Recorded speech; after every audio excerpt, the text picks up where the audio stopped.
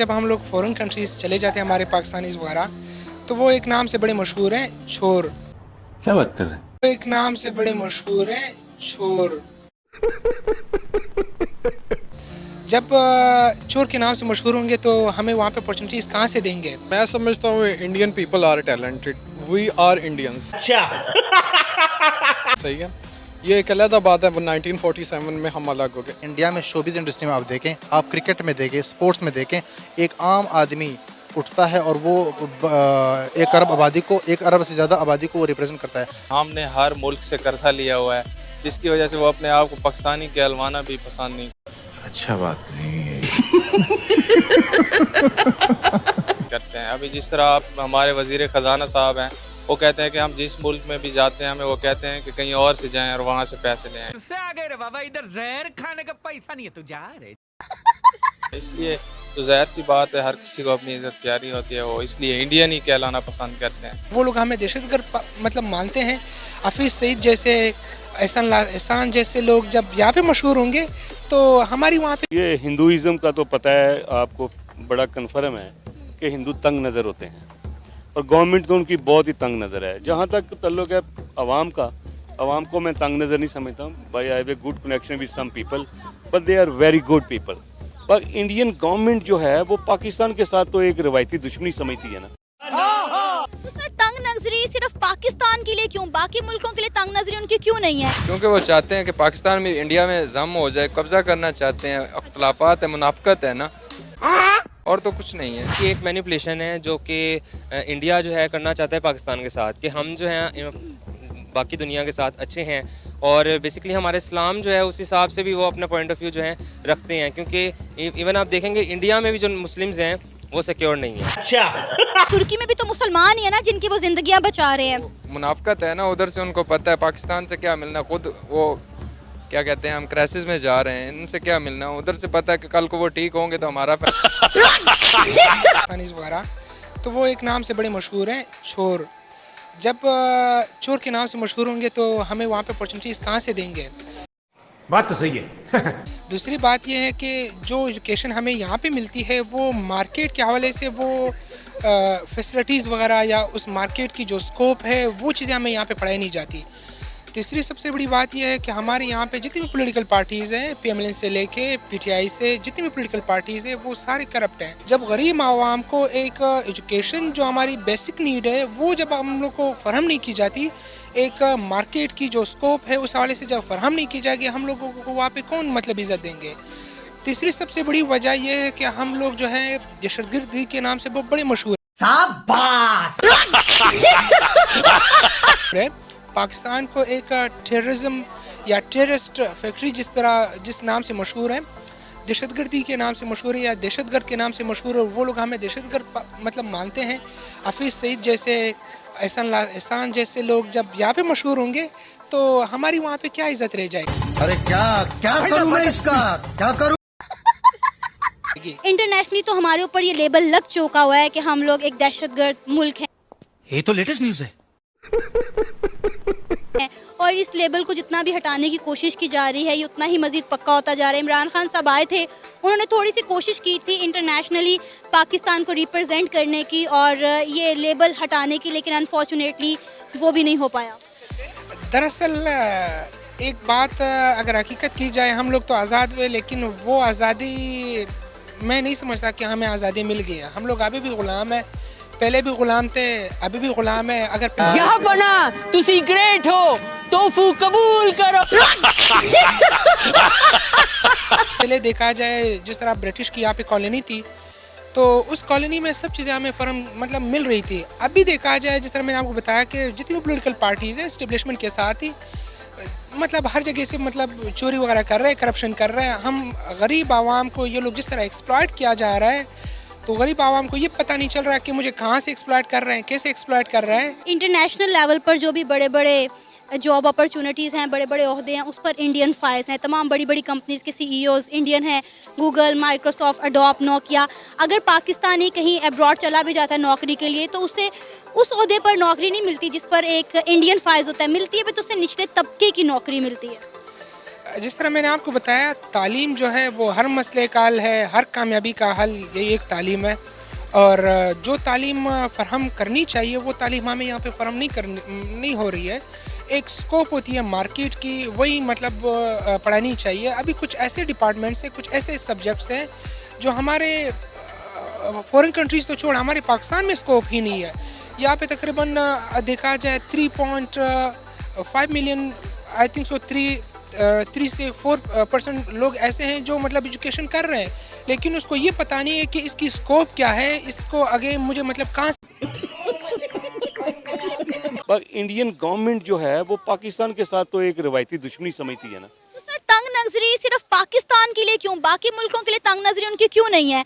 Dollars में million of dollars की वो एड्स देते हैं। अभी उन्होंने अफगानिस्तान को 200 करोड़ के फंड्स भेजे हैं, तो ये तंग नजरी सिर्फ पाकिस्तान के लिए क्यों है? मैं ये समझता हूँ ये एक कल्चरल प्रॉब्लम है। देखें, वो जब वो तुर्की के साथ जाते हैं तो तुर्की के साथ उनका वो वाला इशू नहीं है। जब हमारे मैचेस होते हैं वहाँ क्या होता है, जब पाकिस्तान इंडिया की बारी आती है तो फिर वो हम तन मन की बाजी लगा देते हैं। तो ये एक शुरू से एक कल्चरल सी चीज़ चली आ रही है जिसको हम कभी ना कभी फिर भी हाथ बढ़ा लेते हैं एज ए पाकिस्तानी, हमारी गवर्नमेंट भी बढ़ा लेती है, बट वो बहुत तंग नज़र हैं। वो इस मामले में हमें हर लिहाज से नीचा दिखाने की कोशिश करते हैं, बल्कि वो हमारी जो है जब हम पे मुसीबत आती है तो वो खुश होते हैं कि यार ये और कमज़ोर हों। ये उनका एक गवर्नमेंट का एक मंतक समझ लें, गवर्नमेंट का एक उनका व्यू पॉइंट समझ लें, वो उसको अल्लाह ही तब्दील कर सकता है। सर इतनी बड़ी इकॉनमी, इतनी बड़ी मौशियत है, वो पाकिस्तान के लिए ऐसा सोच के उन्हें क्या मिलेगा? हमारे सियासतदानों ने तो हमारे मुल्क का जो है खुद ही बेड़ा गर्क कर दिया, हमें तो किसी दुश्मन की ज़रूरत भी नहीं है। इसमें कोई शक नहीं है। बात यह है कि इंडिया हमारा हर जगह पे इंटरनेशनल लॉबी में, ये तो आप एक छोटा सा टॉपिक कर रही हो ना, इंटरनेशनल लॉबी में सबसे ज़्यादा मुखालफ हमारा वो है, हम उसमें कुछ नहीं कर सकते। लेकिन हम जहाँ तक हो सकता है, देखें आज हमारे यहाँ इंडियन मूवीज़ नहीं चल रही तो हम भी रिएक्ट तो कर रहे हैं, लेकिन मैं इस मामले में उनकी गवर्नमेंट का कसूर ज़्यादा समझता हूँ। हमारी गवर्नमेंट का भी कसूर है, दे आर नॉट कैपेबल। ये कैपेबल लोग नहीं हैं, इनको लॉबिंग करनी नहीं आती कि दुनिया में लॉबिंग किस तरह करते हैं।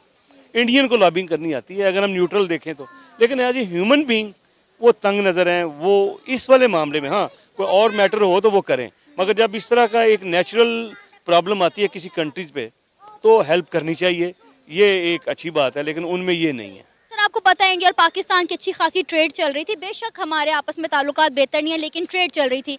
इमरान खान साहब ने चलती चलाती ट्रेड भी बंद कर दी, जो ताल्लुकात थोड़े बहुत थे वो भी इमरान खान साहब ने ख़त्म कर दिए। अब तो इंडिया के जो है एम्बेसडर्स ने उन्होंने पाकिस्तान को बुलाया है कि आप G20 की मीटिंग में आए, हम बैठकर बातचीत करते हैं, लेकिन यहाँ से कोई जवाब ही नहीं जा रहा उन्हें। देखो ये फिर एक नई रजीम शुरू हो जाती है हमारे हुक्मरानों की, जिसमें इमरान खान भी है और मौजूदा लोग भी हैं। मैं तो इन पे क्या आप कहूँ, ये इनको आप बात इंडिया की कर रही हो ना, मैं ये समझता हूँ कि ये इंडिया से ज़्यादा दुश्मन है हमारे। इन्होंने क्या कर रहे हैं, अभी इतने क्राइसिस चल रहे हैं। आप मुझे छोटी सी मिसाल दें, आपके घर में क्राइसिस हो तो आप क्या झगड़ा करेंगे या सर जोड़ के बैठ के हल निकालेंगे? डेफिनेटली हल करेंगे ना मसले का। ये नहीं कर रहे। अभी कोई बैठ के बात को डिस्कस करने के लिए तैयार ही नहीं है, अपनी अपनी जगह पे अपनी अपनी आन बान बना के बैठे हैं। आप सोशल मीडिया पे देखें, इतनी सारे प्रपोजल्स आ रहे हैं कि भाई इनकी पेंशन कम करें, इनकी सहूलियत कम करें, इनका जो डेली पेट्रोल है वो कम करें। IMF भी जो कर रही है वो क्या कर रही है, वो इन चीज़ों पे जोर डाल रही है, बिजली पे डाल रही है, पेट्रोल पे डाल रही है, जो डायरेक्ट कंज्यूमर आइटम पे जाते हैं। उन्होंने कभी कहा है कि आप अपनी इनकी पेंशन कम करें या इनकी सहूलियत कम करें? तो ये अगर वो टॉपिक बहुत डिफरेंट है।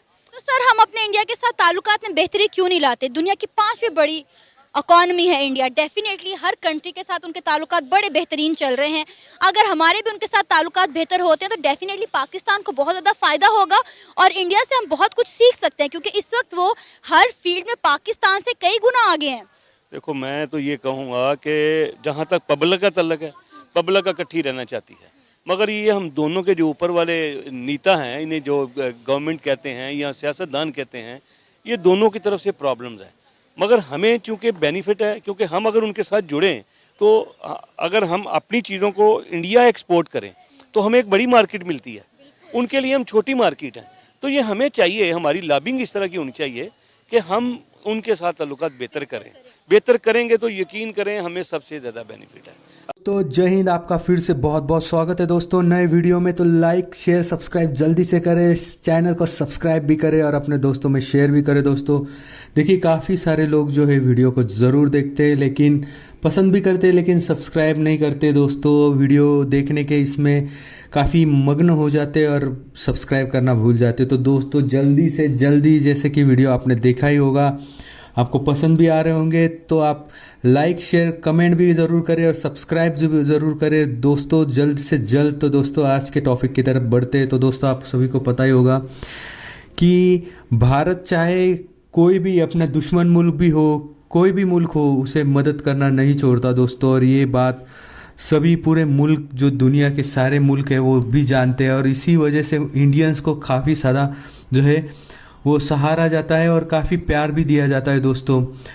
लेकिन कुछ ऐसी कंट्रीज़ है, चाहे उनको कितना भी भारत एड्स दे दे या कितनी भी मदद प्रोवाइड कर दे, वो कभी भी सुधरने वाली नहीं है दोस्तों। और जहर तो उगलते ही रहते हैं। तो कुछ जो है पॉजिटिव रिव्यूज़ भी आपने देखे और कुछ निगेटिव रिव्यूज़ भी देखे दोस्तों।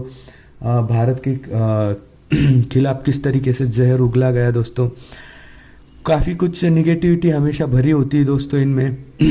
किस तरीके से अफ़गानिस्तान की भी मदद भारत ने की थी, और उस एड पे भी है जो काफ़ी ज़्यादा जो है घोटाले जो है वो किए गए अफ़गानिस्तान के मदद के नीचे। आप सब जानते हैं वो किस मुल्क ने किए दोस्तों। वहाँ पे किस तरीके की जो एड दुनिया भर से भेजी जा रही थी, खास करके इंडिया से जो भेजी जा रही थी, उसको जो है ब्लैक में बेचने के बाद जिस तरीके से उसमें भूसा या कचरा भर के वो अफ़गानिस्तान भेज दिया गया, तो ये आप सभी जानते हैं और ये बाकी ममालिक भी जानते हैं। तो आप इस बारे में क्या सोचते हैं दोस्तों, आप कमेंट सेक्शन में ज़रूर बताइएगा। ऐसे ही जुड़ते रहिए, आपके सपोर्ट से और आपके सब्सक्राइब से हमें मोटिवेशन मिलता है। तो दोस्तों तो जो है सब्सक्राइब करते रहिए। मैं मिलता हूँ आपसे नेक्स्ट वीडियो में, तब तक के लिए जय हिंद, जय भारत, वंदे मातरम।